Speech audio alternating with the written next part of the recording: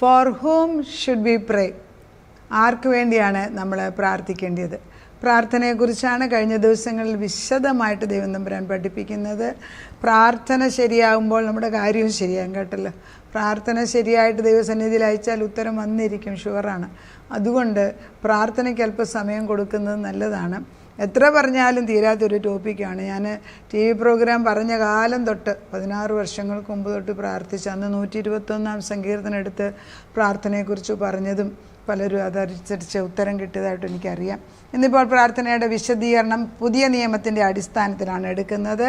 ആർക്ക് വേണ്ടിയാണ് പ്രാർത്ഥിക്കേണ്ടതെന്ന് ചോദിക്കുമ്പോൾ ഞാൻ പറഞ്ഞല്ലോ, പ്രാർത്ഥിക്കുന്നത് ദൈവമഹത്വത്തിന് വേണ്ടിയാണ്. പ്രാർത്ഥന എന്തിനാണ് ദൈവം വെച്ചിരിക്കുന്നതെന്ന് വെച്ചാൽ പിതാവിന് മഹത്വം കൊടുക്കാൻ. അതിന് യോഹന്നാന്റെ സുവിശേഷം 14:13 പറയുന്നു, നിങ്ങൾ എന്തെങ്കിലും എൻ്റെ നാമത്തിൽ അപേക്ഷിച്ചാൽ, യേശുക്രിസ്തു പറയുന്നു, നിങ്ങൾ എന്തെങ്കിലും എൻ്റെ നാമത്തിൽ അപേക്ഷിച്ചാൽ പിതാവിന് മഹത്വം കൊടുക്കേണ്ടതിന് ഞാനത് ചെയ്തു തരും. ക്രിസ്തു ചെയ്തു തരും. ആർക്ക് വേണ്ടി? അപ്പോൾ ഒരാൾ ഇടയ്ക്ക് നിന്ന് പറയുകയാണ്, ഞാനത് ചെയ്യുന്ന മുഴുവൻ പിതാവിന് മഹത്വം കൊടുക്കാനാണ്.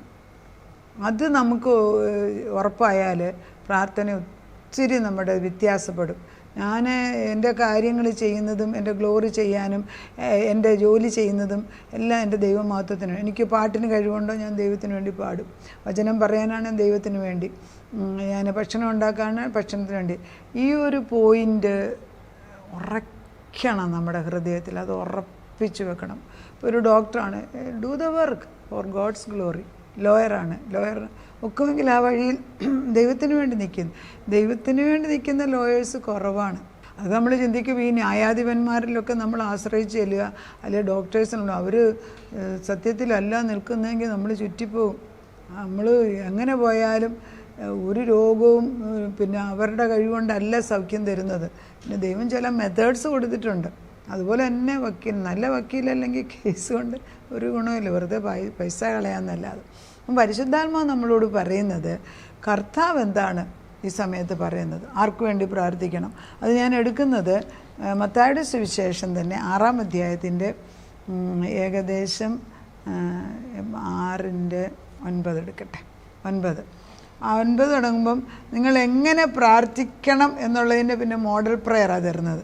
പക്ഷേ അത് കഴിഞ്ഞേച്ച് കർത്താവ് പറയുന്നത്, ഞങ്ങളെ പരീക്ഷയിൽ കടത്താതെ ദുഷ്ടങ്കൽ നിന്ന് ഞങ്ങളെ വിടുവിക്കണമേ. അതൊരു പ്രാർത്ഥനയാണ്. അത് 6:13 ഞങ്ങളെ പരീക്ഷയിൽ കടത്താതെ ദുഷ്ടങ്കൽ നിന്ന് ഞങ്ങളെ വിടുവിക്കണമേ.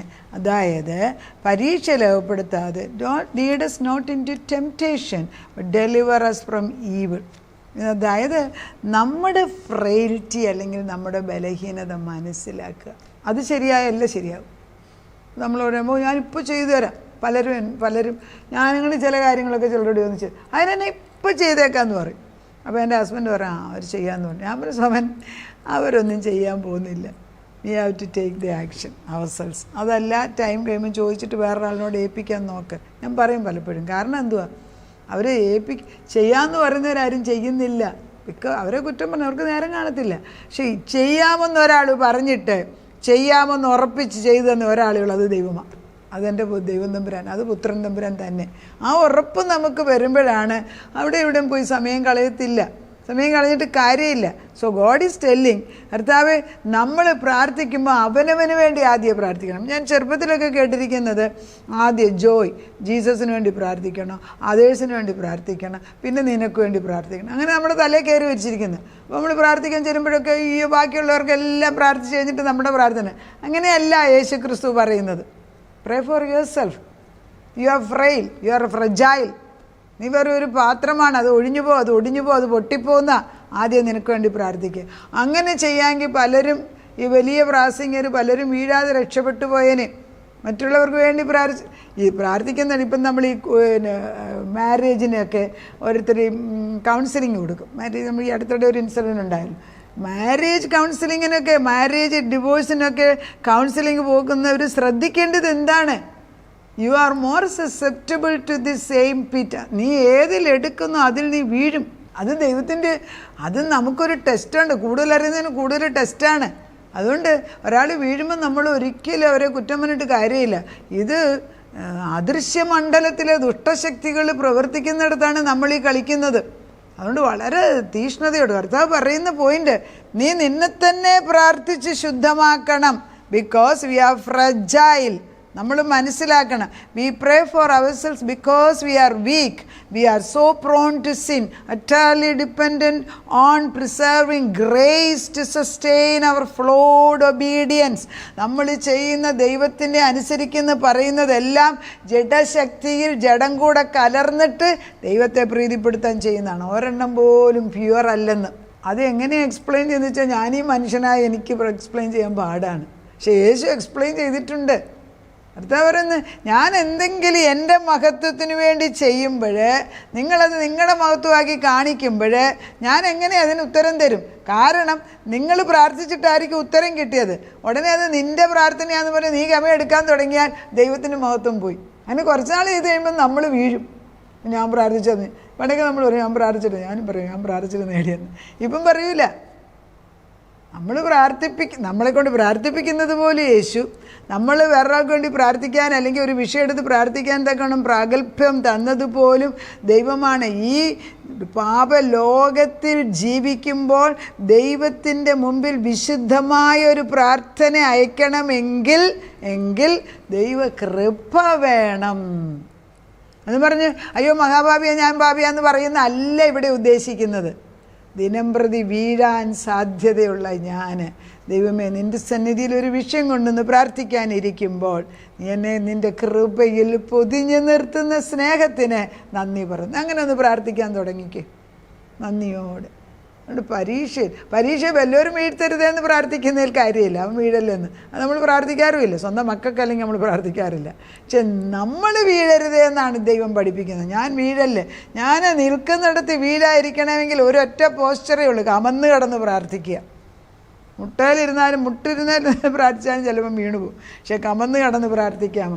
ഞങ്ങളെപ്പോഴും പറയും, ഞാൻ ഈ 3 ദിവസം ഞങ്ങൾ ഒരു മാസത്തിൽ 3 ദിവസം ഉപവാസ പ്രാർത്ഥന കമ്പൽസറി ആയിട്ട് പ്രേയർ ഗ്രൂപ്പിലുള്ളവർക്ക് ചെയ്യും. കാരണം നമ്മുടെ ജഡത്തിനെ ഹനിക്കുക, അല്ലെ ജഡത്തിനെ ഇല്ലാതാക്കുക.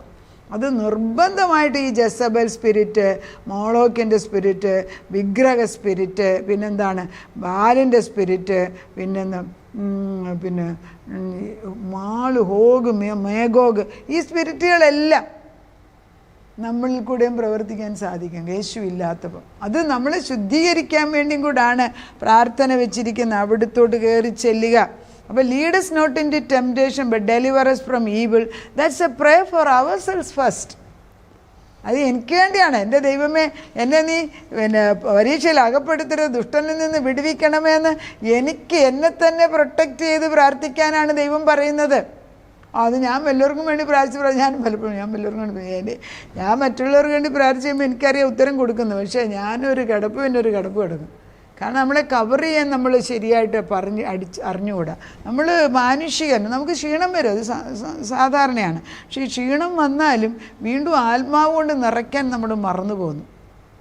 അതുകൊണ്ടാണ് വലിയ കൺവെൻഷനിലൊക്കെ പ്രസംഗിച്ച് കഴിയുമ്പോൾ നമ്മൾ നോട്ട് ചെയ്താൽ അറിയാം, അവർക്കൊക്കെ എഴുന്നേറ്റ് നടക്കാൻ പോലുള്ള ബലം കാണത്തില്ല. പിന്നെ അവരെ ക്യാരി ചെയ്താൽ പലപ്പോഴും ഈ ദിനകരനെയൊക്കെ കൊണ്ടുവന്ന് കണ്ടിട്ടുണ്ട്. അവരൊക്കെ എല്ലാം പുറകിലൊരു ഗ്രൂപ്പ് ഇങ്ങനെ കവചം വെച്ച് പ്രാർത്ഥിക്കും. കാരണം പ്രാർത്ഥനയുടെ ആ ഒരു കവറിങ്ങിനകത്ത് അവർ നിൽക്കേണ്ടത്. നമ്മളെ തന്നെ കവർ ചെയ്ത് പഠിപ്പിക്കണം. പ്രേ ഫോർ അത് നിൻ്റെ നാമം പരിശുദ്ധമാകണമേ. ദൈവനാമം പരിശുദ്ധമാകാനാണ് നമ്മൾ പ്രാർത്ഥിക്കേണ്ടത്. എൻ്റേത് സെക്കൻഡ്. കാരണം നമ്മളെ ഈ ഭൂമിയിൽ സൃഷ്ടിച്ചിരിക്കുന്ന അവൻ്റെ മഹത്വത്തിന് വേണ്ടിയാണ്. കർത്താവ് പറയുന്നുണ്ട്, നീ love your enemies, pray for those who persecute U. നീ പ്രാർത്ഥിക്കുമ്പം നിനക്കൊരു ശത്രു ഉണ്ടാകരുത്. കാരണം എൻ്റെ മനസ്സുകൊണ്ട് ശത്രു ഉണ്ടെങ്കിൽ കാര്യം നടക്കത്തില്ല. പക്ഷെ ദൈവം പറയുന്നു, ഈ ശത്രുക്കൾക്ക് വേണ്ടി അവർക്ക് വേണ്ടി പ്രാർത്ഥിച്ചിട്ട് അവരെ അനുഗ്രഹിക്കുക. പലപ്പോഴും അത് എളുപ്പമുള്ള കാര്യമല്ല. അപ്പോൾ ഞാൻ പലപ്പോഴും പറയും, എനിക്ക് തോന്നുന്നില്ല ആ വ്യക്തിക്ക് വേണ്ടി പ്രാർത്ഥിക്കാൻ, പിന്നെ നീ പറയുന്നതുകൊണ്ട് ഞാൻ അങ്ങ് ചെയ്യാമെന്ന് പറഞ്ഞ് ഞാൻ പ്രാർത്ഥിക്കും. അങ്ങനെ കുറച്ച് ദിവസം പ്രാർത്ഥിച്ച് കഴിയുമ്പോൾ അവരോടുള്ള വിദ്വേഷം മാറുന്ന കണ്ടിട്ടുണ്ട്. കാരണം മാനുഷികരാകുന്ന നമ്മളെ ആരെങ്കിലും ഉപദ്രവിക്കുകയോ വേണ്ടാത്ത ചെയ്യും, നമുക്കത് മറക്കാനൊക്കത്തില്ല. പക്ഷെ നമുക്ക് പറയാം, കർത്താവേ നീ ഒരു നിയമം വെച്ചിരിക്കുന്നത് ശത്രുക്കൾക്ക് വേണ്ടി പ്രാർത്ഥിക്കണം, ആ ഒരു നിയമത്തെ മാനിച്ചുകൊണ്ട്. അപ്പോൾ ആരെയാണ് മാനിക്കുന്നത്? ദൈവത്തെ. നമ്മൾ ചിലപ്പോൾ പറയത്തില്ലേ, ആ വ്യക്തി പറഞ്ഞതുകൊണ്ട് ഞാനത് ചെയ്യാമെന്ന് പറയും. അപ്പോൾ ആ വ്യക്തിയാണ് മാനിച്ചത്. അതുപോലെ ദൈവത്തെ മാനിക്കാൻ നമ്മൾ പഠിക്കണം. പ്രാർത്ഥനയിൽ ദൈവമഹത്വം കൊണ്ടുവരണം. Bless those who curse you, pray for those who abuse you. നിന്നെ ഉപദ്രവിക്കുന്നവരെ, നിന്നെ വിഷമിപ്പിക്കുന്നവർക്ക് വേണ്ടി ഒന്ന് പ്രാർത്ഥിച്ചു. ദിവസം പറയുന്നുണ്ടല്ലോ, പിന്നെ നമുക്ക് വേണ്ടി ആരെങ്കിലും ഉപദ്രവിക്കുന്നുണ്ടെങ്കിൽ അവർക്ക് വേണ്ടി അവന് ഭക്ഷണവും വെള്ളവും ഒക്കെ കൊടുത്ത് നീ അങ്ങനെ ചെയ്യുന്നെങ്കിൽ അവൻ്റെ തലമേൽ തീക്കനലിനെ എറിയാന്ന്. കാരണം അവനത് ഉൾക്കൊള്ളാൻ പാടാണ്. എങ്ങനെ അവർ നമ്മളെ ഇപ്പോഴും കരുതുന്നു? എപ്പോഴും അങ്ങനെയുള്ള ഇൻസിഡൻസ് ഇല്ലേ ജീവിതത്തിൽ? മിക്കപ്പോഴും കാണുന്നില്ലേ? നമ്മൾക്ക് സ്നേഹിതരെക്കാട്ടി കൂടുതൽ ശത്രുക്കളല്ലേ കൂടുതലുള്ളത്? അത് അനലൈസ് ചെയ്ത് നോക്കിയോ പുറകോട്ട്. എത്ര സ്നേഹിതരുണ്ട്? വിരലല്ലേ എണ്ണാൻ? 1, 2, 3. പക്ഷെ ശത്രുക്കൾ എത്ര എന്ന് പറയാണ്? എത്ര എണ്ണത്തിനെ കാണാമെന്ന് എണ്ണാൻ. അത് ചെറുപ്പകാലത്തുള്ളതല്ലേ ഓർപ്പിയിരിപ്പുണ്ടല്ലോ. ഇതെല്ലാം മാറേണ്ടിയിരിക്കുന്നു. നമ്മളെ തന്നെ പ്രാർത്ഥിച്ച് ശുദ്ധീകരിക്കുക കർത്താവിൻ്റെ മുമ്പിൽ വിശുദ്ധ ഹൃദയത്തോട്. അതുകൊണ്ടാണ് നിർമ്മലമായൊരു ഹൃദയം സൃഷ്ടിച്ച് സ്ഥിരതയുള്ള ഒരു ആത്മാവിനെ തരണമെന്ന് പ്രാർത്ഥിക്കുകയാണ്. പലപ്പോഴും നമ്മുടെ ബലഹീനത ദൈവം അങ്ങ് ക്ഷമിക്കും. പക്ഷെ നമ്മൾ വല്ലവരുടെ അടുക്കൽ ചെന്ന് നമ്മുടെ ബലഹീനത പറഞ്ഞാൽ അവൻ ഒരിക്കലും അത് മറക്കത്തില്ല. പിന്നെ എന്നാ ഉന്നത പദവി എത്തിയാലും അവരത് പറഞ്ഞുകൊണ്ടിരിക്കും. അങ്ങനെയാണ് കാണുന്നത്. അതുകൊണ്ട് നമുക്ക് ദൈവസന്നിധിയിൽ പ്രാർത്ഥനയോടും തീഷ്ണതയോടും കൂടെ കടന്നു ചെല്ലാൻ ദൈവം നമ്മളെ വിളിച്ചു മാറ്റുമ്പോൾ കടന്നു ചെല്ലണം. ആത്മാവിൻ്റെ ശക്തിയിൽ കടന്നു വരിക.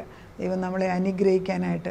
ആർക്ക് വേണ്ടിയാണ് പ്രാർത്ഥിക്കേണ്ടതെന്ന് ചോദിക്കുമ്പം മറ്റുള്ളവർക്ക് വേണ്ടി പ്രാർത്ഥിക്കുന്നതെന്നല്ല ആദ്യം പറയേണ്ടത്. ദൈവമേ, എനിക്കാണ് പ്രാർത്ഥനയുടെ ആവശ്യം, ഞാൻ എന്നെ തന്നെ ശുദ്ധീകരിക്കാൻ. അത് ഒഴിഞ്ഞ പാത്രമായിട്ട്, അല്ലെങ്കിൽ ചിലപ്പോൾ നമ്മൾ അഴുക്ക് ഹൃദയമായിട്ടായിരിക്കും കടന്ന്. Open it up.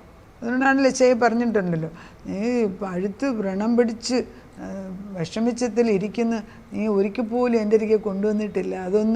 അതൊന്ന് വെട്ടിക്കീറി അത് ക്ലീൻ ചെയ്യുന്നത്. എൻ്റെ കർത്താവിൻ്റെ രക്തം കൊണ്ട് കഴുകിയിട്ട് അത് തേച്ച് കഴുകി അതിനകത്ത് രക്തം ഒഴിച്ച് ഭർത്താവിൻ്റെ മെഡിസിൻ അടിച്ചിട്ട് അത് വെച്ച് കെട്ടി നിനക്ക് അനുഗ്രഹമാക്കി തരാൻ ഇതുവരെ എനിക്ക് സാധിച്ചിട്ടില്ല. കാരണം നമുക്ക് പ്രയാസമുള്ളൊരു ഏരിയ ഉണ്ട്. സിമ്പിൾ എക്സാമ്പിളാണ്. നമ്മൾ ആരുടെയും നമ്മുടെ ഭാര്യ ഭർത്താക്കന്മാർ പിണങ്ങിയിരിക്കുക, അവർ മാറി താമസിക്കുക. നമ്മൾ ആരോടും പറയത്തില്ല, എല്ലാം എവറിത്തിങ് ഓൾ റൈറ്റ്. ഭർത്താവ് പുള്ളിക്ക് ഒരു കുഴപ്പമില്ല. പിന്നെ നമ്മൾ ശ്രദ്ധിച്ച് ചോദിക്കും, എന്തെങ്കിലും കുഴപ്പമുണ്ടോ? അപ്പോൾ ഹൃദയത്തിൽ നിന്നാണ് ചോദിക്കുന്നതെന്ന് മനസ്സിലാക്കുമ്പോൾ നമ്മളത് ഓപ്പൺ ചെയ്യും. ശരി, ആരോടും ഞാൻ പറഞ്ഞിട്ടില്ല ഇത്ര നാളും, പക്ഷേ ഇപ്പോൾ എനിക്ക് പ്രശ്നമുണ്ട്, എൻ്റെ ഭർത്താവ് മാറി താമസിക്കുകയാണ്, 1 മാസമായിട്ടാണ്, പുള്ളിയാണ്, അങ്ങനെയാണ്, ഇങ്ങനെയാണെന്നൊക്കെ നമ്മൾ ഓരോന്ന് പറഞ്ഞിട്ട് ആരോടാണ് പറയുന്നത്? ഒരാൾ ശ്രദ്ധിച്ച് കേട്ടവരോട് പറയും. അങ്ങനെ പറയണമെങ്കിൽ ദൈവത്തിൻ്റെ അടുക്കൽ ചെന്നിട്ട് പ്രശ്നം ഇല്ലാത്ത പോലെ പ്രിറ്റൻഡ് ചെയ്താൽ ഒരിക്കലും ഉത്തരം കിട്ടത്തില്ല. ഒരു പ്രശ്നമുണ്ടെങ്കിൽ കുറച്ച് നേരം സമയമെടുത്ത് ദൈവസന്നിധിയിൽ ഇരുന്നിട്ട് പറയണം, ഇന്ന് ഞാൻ നിന്നോട് സംസാരിക്കാൻ പോവുകയാണ്.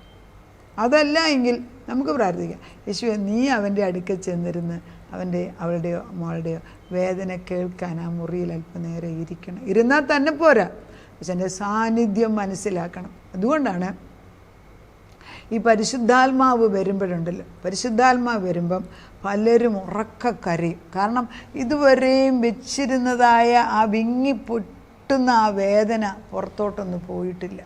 ഞാൻ ചിലപ്പം എൻ്റെ മക്കളെ തന്നെ ഞാൻ വഴക്ക് പറയാം, എൻ്റെ ഹസ്ബൻഡ് പറയരുത്, പ്രായമായ പിള്ളേരല്ലേ.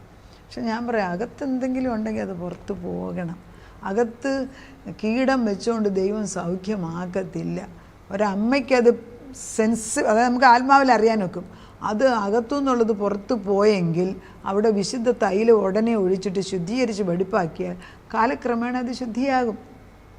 ഏതൊരു മുറിവിനും ആദ്യം ഉണ്ടാകുന്നത് പസ്സാണ്.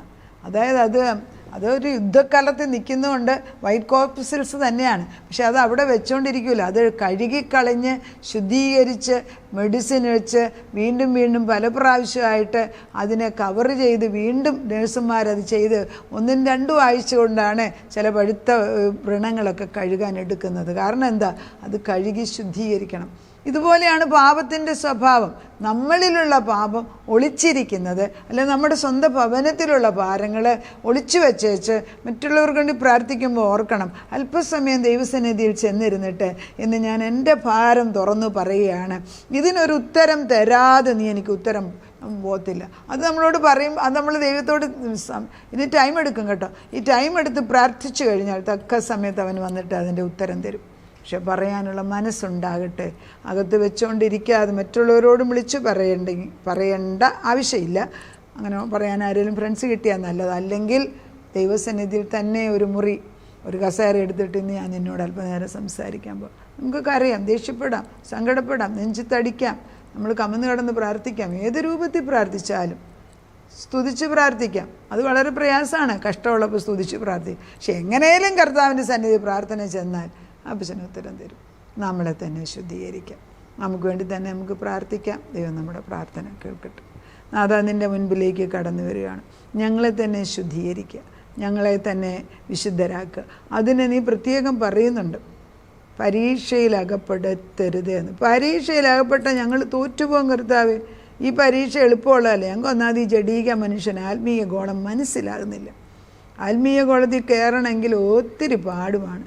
പരിശുദ്ധാത്മാവ് വരുമ്പം രൂപാന്തരം വരും. ആ പരിശുദ്ധാത്മാവിനെ ഞങ്ങളിൽ ആദ്യം ഈ ഡിപ്പോസിറ്റ് ചെയ്യണം. അങ്ങനെ പറയുന്നുണ്ട്, എൻ്റെ ഉപനിധി ആരെന്ന് ഞാൻ അറിയുന്നത് അത് പരിശുദ്ധാത്മാവ്. അത് അന്ത്യത്തോളം നടത്താൻ നിനക്ക് മാത്രമേ കഴിയത്തുള്ളൂ. ഞങ്ങളുടെ സ്വന്തം കഴിവിൽ എപ്പം ഞങ്ങൾ ആശ്രയിച്ചോ ഞങ്ങൾ വീണുപോയി. അതുകൊണ്ട് ഞങ്ങളുടെ സ്വന്തം കഴിവിൽ ആശ്രയിക്കുന്ന ചില സന്ദർഭങ്ങളുണ്ട്. ഞങ്ങളുടെ മക്കളൊക്കെ ചെറുപ്പത്തിൽ അവരുടെ ബലത്തിൽ, ഭുജബലത്തിൽ ആഗ്രഹിച്ച് ആശ്രയിക്കുന്നവരുണ്ട്. അതൊക്കെ അവരുടെ ബലഹീനതയാണെന്ന് ഏറ്റുപറഞ്ഞ് നിൻ്റെ സന്നിധിയിൽ വന്ന് കർത്താവേ, ഞങ്ങൾ കമന്ന് കിടന്നതിൻ്റെ മുമ്പിൽ പ്രാർത്ഥിക്കുന്നു. ഹൃദയങ്ങൾ അറിയുന്ന ദൈവമേ, അവരുടെ വേദന അവർ ഉൾക്കൊള്ളാതെ വെച്ചുകൊണ്ടിരിക്കാതെ ദൈവസന്നിധിയിൽ കൊണ്ടുവന്ന് അതിനെ തുറന്ന് അതിൻ്റെ പസ്സെടുത്ത് കളഞ്ഞ് അതിൻ്റെ മലിനത മാറ്റി നിൻ്റെ രക്തവും വെള്ളം വെച്ച് കഴുകി അത് വെടിപ്പാക്കി വെച്ച് കെട്ടി ശുദ്ധീകരിച്ച് വെടിപ്പാക്കണം, പുതുസൃഷ്ടിയാക്കണമേ. അങ്ങനെ അവിടുന്ന് ചെയ്യുന്നതിനാൽ സ്തോത്രം. തലമുറകളുടെ മേൽ ഞങ്ങളുടെ കുടുംബങ്ങളിലും ആർക്കൊക്കെയാണ് ഈ പ്രയാസമുള്ളത്, ചിന്താമണ്ഡലത്തിൽ ഒത്തിരി ഭാരങ്ങളുള്ളവരുണ്ടെന്ന് കാണിക്കുന്നു. അവരുടെയൊക്കെ ഒന്ന് തുറന്ന് ഈ ബ്രെയിനൊന്ന് തുറന്ന് നോക്കാം അപ്പച്ച. അല്ലേ അപ്പച്ചൻ അവരുടെ തലയൊന്ന് മാറ്റി വെച്ച് ക്രിസ്തുവിൻ്റെ തല വെച്ച് കൊടുക്കുക. തലയാവിനല്ലോ ശരീരം മുഴുവൻ സന്ധികളാലും ഞരമ്പുകളാലും ചൈതന്യം പ്രാപിച്ച് ഏകീഭവിച്ചും ദൈവീകമായ വളർച്ച പ്രാപിക്കുന്നു. നിൻ്റെ തല വെച്ച് കൊടുക്കാമല്ലോ കഴുത്തിൻ്റെ മേൽ. അത് ചെയ്യപ്പച്ച, ചെയ്യണമേ എന്ന് പ്രാർത്ഥിക്കുന്നു. ഞങ്ങളുടെ ബുദ്ധിമണ്ഡലത്തിലും വ്യത്യാസം വരണം. പ്രാർത്ഥന കേട്ട് ഞങ്ങളെ തന്നെ ശുദ്ധീകരിക്കാൻ അവിടുന്ന് ഒരു പ്രചോദനം അല്ലെങ്കിൽ ഒരു ഇൻസ്ട്രക്ഷൻ തരുമ്പോൾ അത് സീരിയസ് ആയിട്ട് എടുത്ത് നമ്മളെ തന്നെ ശുദ്ധീകരിക്കുന്ന ദിവസമാക്കി എന്ന് മാറ്റിക്കാട്ടെ. സകലതും നഗ്നവും മലർന്നുമായിട്ട് നിൻ്റെ മുൻപിൽ നിന്നിരിക്കുന്നു. മുൻപേ ജനമല്ലാത്തവരും ഇന്ന് ജനമായി മാറിയതിനാൽ ഞങ്ങളെ കഴുകണമേ, ശുദ്ധീകരിക്കണമേ. പ്രാർത്ഥന കേട്ട് ഉത്തരം തന്നതിന് നന്ദി. യേശു ക്രിസ്തുവിൻ്റെ പൊന്നുനാമത്തിൽ തന്നെ. ആമേൻ.